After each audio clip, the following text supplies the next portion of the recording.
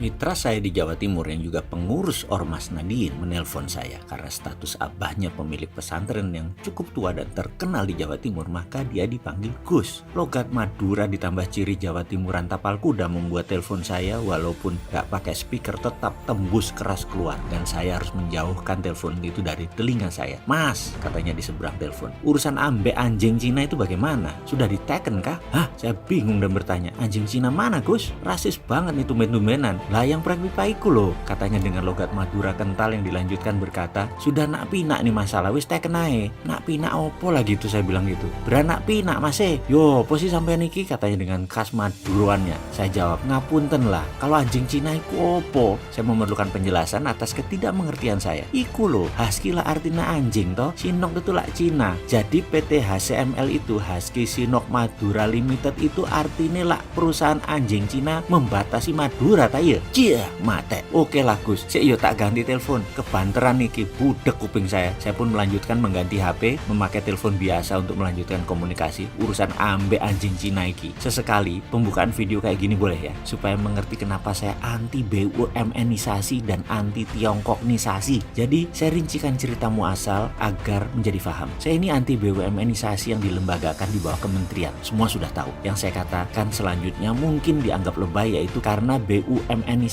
ini saat ini membuat bisnis swasta terpukul, sektor retail terpukul dan banyak pengusaha terpukul. Yang terpukul di sektor swasta di strata ekonomi atas dan tengah, yang main hanya di sektor bawah. Ini tidak terasa di awalnya efek BUMN-isasi ini, tapi sekarang lambat laun sudah mulai terasa di bawah. Dan saya percaya sebentar lagi sektor bawah terjepit kering karena efek BUMN-isasi ini. Yang disebut sontoloyo lebay itu adalah saya mengatakan BUMN-isasi melemahkan rakyat. Ujung-ujungnya ekonomi kerakyatan yang dijunjung di Undang-Undang Dasar 45 tidak terlaksana karena BUMN adalah state capitalism, tetap kapitalis, hanya ditambah sektor negara. Jadi pakai instrumen negara sebagai pelindung dan regulasi. Ini keterlaluan. Rakyat akan terkena dampaknya. Ekonomi akan turun. Sistem sosialis itu bisa jalan baik di negara otoriter seperti Cina. Cina sekarang malah mengambil nama sosialis kapitalis. Di atas kapitalis, di bawah pemerintahan sosialis. Ini yang membuat saya bertanya di rezim sekarang, apa mau jadi otoriter? Enggak kan?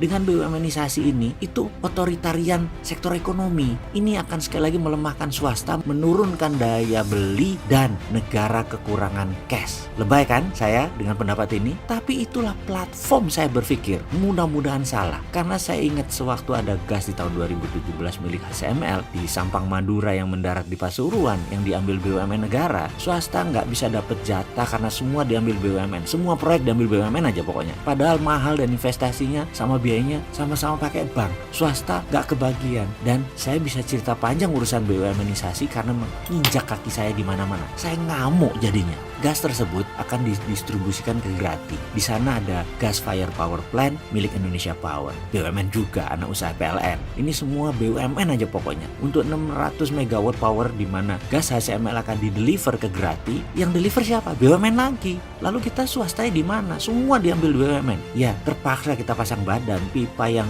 buat distribusi, kita nggak kasih tanahnya. Tanah ini milik kami, milik asli putra daerah. Kita demo. Kalau nggak diberikan pemipaannya, jangan harap pipa ini terpasang di tanah kami. Pokoknya gaya preman deh. HCML panik karena investasi $1 billion bisa rugi kalau tidak terdeliver gasnya. Indonesia Power nggak ada gas juga bisa nggak jalan power plantnya. BUMN gas bisa kena penalti HCML. Semua pusing. Kita shutdown. Kita di tengah. Kita punya aset tanah, kita punya teknologi, kita punya uang. Mana hak daerah yang jauh lebih murah dari BUMN? Intinya kami ngambek. Kalau nggak dikasih pipanya, kita nggak kasih tanahnya. Kita ngamuk semua. Bahkan kita nggak ada takut-takutnya. Bahkan TNI kemarin masuk. Kami lawan. TNI ternyata baik. Begitu sadar bahwa ini untuk rakyat, TNI langsung mundur dan membela kami malah akhirnya. Intinya adalah semua akhirnya mengalah. Akhirnya kita dikasih kontrak setelah berantem selama 2,5 tahun. Di SK kami gas, kami terkenal sekali. Terkenal rebel. Kami yakin kami dibenci sama bos BUMN dan bos ESDM. Bodoh amat, putra daerah pokoknya harus dapat. Daerah harus dapat manfaat. Kami tidak merugikan kok, harganya sama. Masa daerah hanya dikasih CSR? Emang kami pengemis apa? Emang kita sejajar sama orang tidak mampu, duafa. Enak aja lu memperlakukan rakyat begitu. Kita fight, kita ada skill, kita ada uang, ada pengetahuan, malah lebih baik kami dari BUMN Gas kalau pengalamannya. Akhirnya mereka menyerah. Akhirnya kita dikasih jatah pipa 14 km.